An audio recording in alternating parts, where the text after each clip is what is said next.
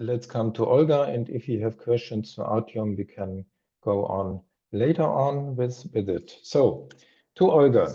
Olga Karatch, Yes. I would like to introduce you now. You are the head of the Belarusian human rights organization Nasz Dom, and it's called Open House in English. From beginning on, you are really active to fight against the war, especially with your campaign from Open House, No Means No. Your organization could reach thousands of Belarusian youngsters in conscripts and emphasize them not to follow the call-ups.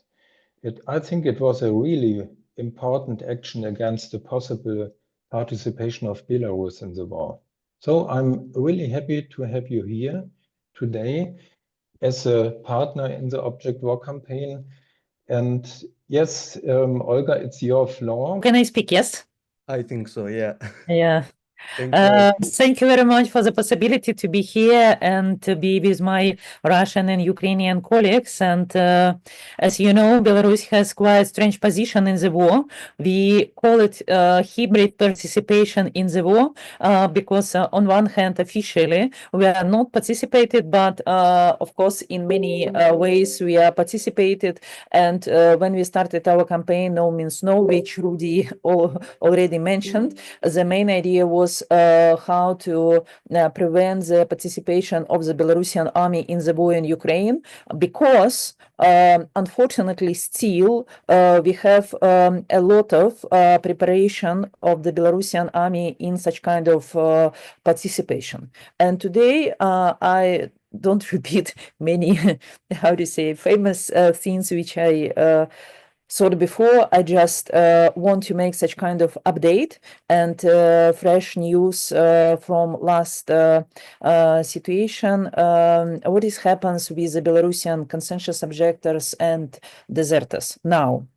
First of all, the Belarusian constitution is very important, recognized the right for conscientious objection in Belarus. This is article number 57, but of course in reality the situation is much more complicated, because in Belarus we have presidential decrees which are higher than our Belarusian constitution, and in Belarus a conscription for military service is regulated by presidential decrees. So you should imagine how important conscription is for the Lukashenko, for the president, and for the state policy.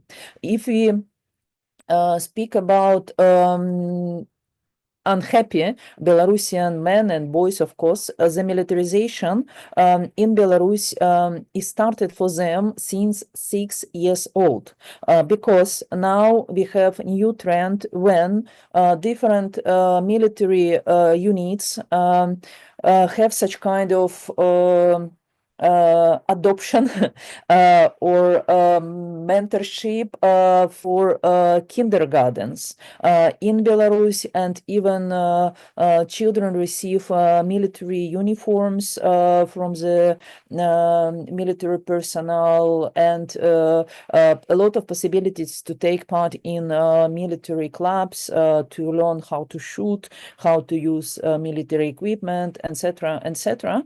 And what is interesting if we and what is new if we speak about conscription for military service in Belarus. First of all, for me, it's very dangerous and alarming situation that the number of men who has mandatory conscription is increasing radically. For example, at 2023, every 6 months, 10,000 Belarusian men had to go to the army at spring and at autumn. This is like some kind of very regular basis, and again regulated by presidential decrees. In 2024, this is first time in the Belarusian history they started to call 15,000 Belarusian men for each 6 months. So you should imagine, 2 years ago it was 10,000. Now we have 15,000 young men every half of year. Also, in Belarus, if the boy has or reached the age of 16, he has to go to the military service for such kind of registration to check the health conditions, etc., etc. And officially, since 17 years old, the male citizens have to be registered in military departments, and since the moment they have the ban to travel outside Belarus. This is new law since 2024, and before it was only connected, it was only forbidden for military personnel and conscript. Now even the boys who is not drafters, they have the limitations to travel outside. Also, of course, very often the Belarusian government speaks about the possibility to have alternative service. In reality, yes, again, according to our legislation is possible, but in reality, it's very hard to receive the alternative service, and the government recognizes only witnesses of EGOVA. And I have the fresh statistics. If we speak about 1st of March 2024, only 75 citizens received the right to have alternative service in Belarus. For example, in my city, in Vitebsk, it was only 6 men who received the right to receive alternative service. In Gomel, 7, in Minsk, 4 even. And if we speak about alternative service, it's very complicated to receive, but also the men have to spend 36 months for alternative service if they have no higher education, and 24 months for men who have higher education. On April 3, 2024, we had new law of the Republic of Belarus number 363Z on amending the laws regarding the national security of Belarus. What is alarming there?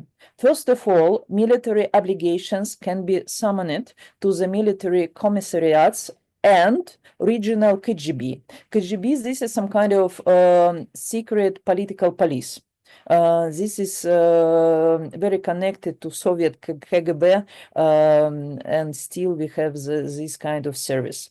And KGB and military commissariats receive all phones numbers of men who can be potential conscripts or drafters. And so it's very important because it means that KGB and military commissariats, they know the list and phone numbers of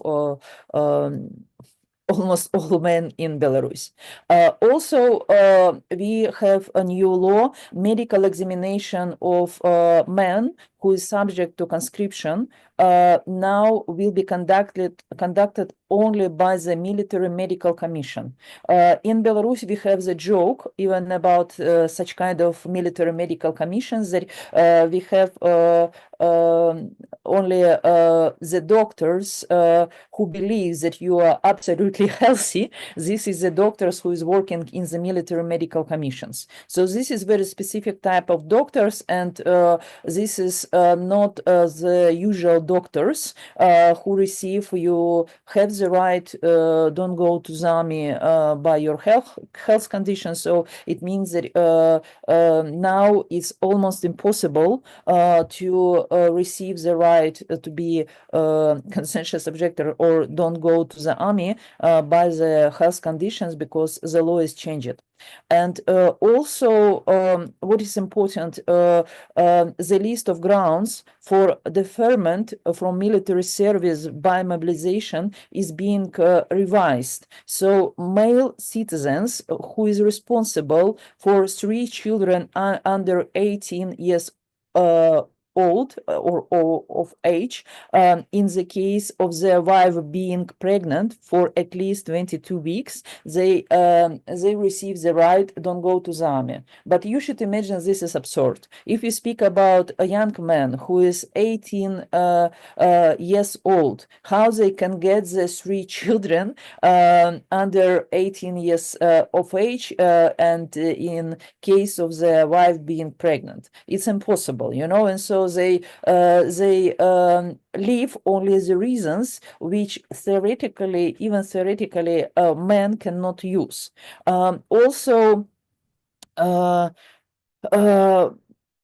this is also very interesting. Before, in Belarusian legislation, we had the responsibility for illegal conscription for state bodies, for military personnel. So if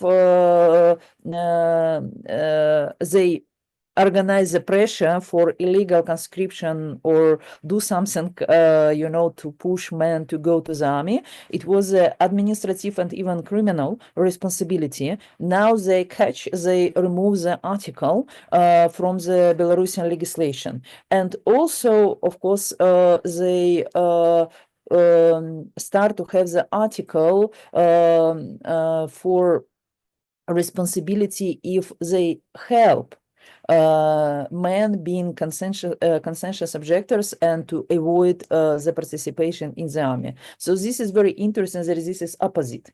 Before it was forbidden to push men to the military service. Now it's forbidden to help them to avoid the participation.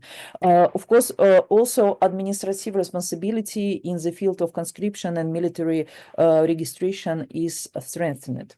Also, this is news that KGB, not only military secretariats, will be able to draft protocols for conscientious objectors and consider cases of administrative violations for failure to appear without a valid excuse based on a summons or restriction from the KGB. So it means that KGB has additional rights to write papers and political pressure for conscientious objectors to refuse the decision based on the moral grounds. Also, this is interesting that the age limit for women military personnel is increasing now until 48 years old. Also, by decision of the president Lukashenko, in order to ensure defense of national security interest, citizens who don't meet the requirements for military service under contract may be accepted by military service under contract, including a man who is under criminal prosecution now, or who is already have served a prison sentence in correction facilities, or who is with criminal record, and who left the military bodies with the discrediting reasons. So this is also very interesting, because we start to adopt the legislation like in Russia, when prisoners can go to the military service under the contract and to avoid the imprisonment. So this is new, but this is it doesn't implement still. But now we already have the article. And also I want to finish now, but just I have to add some words about reserve, because even if the Belarusian man was going to the army and returned back, the military service doesn't forget about him, and he has in special reserve list until 55 years old, and he has to participate in the special military trainings for several months. And this is interesting. This is no exclusion and no possibility to be being conscientious objectors if you are in such kind of reserve list. So even for usual conscript, it's possible, you know, in some kind of way, very hard, complicated, but receive alternative service but for Belarusian reserve, it's impossible at all. Even if you didn't participate in the army, it doesn't matter. You have to participate in special military trainings. So this is quite a new situation, and I see how our legislation more and more adopted to the participation in the war, and this is less and less space for men to receive the refusal from the army by any kind of other grounds, because before it was healthy limitations or education, or people left to abroad for such kind of education, or married and the wife was pregnant, it was enough. Now everything is cancelled. So men more and more they involved to participate in military service is mandatory. So the situation is quite alarming. Thank you very much for your attention. I'm open for questions.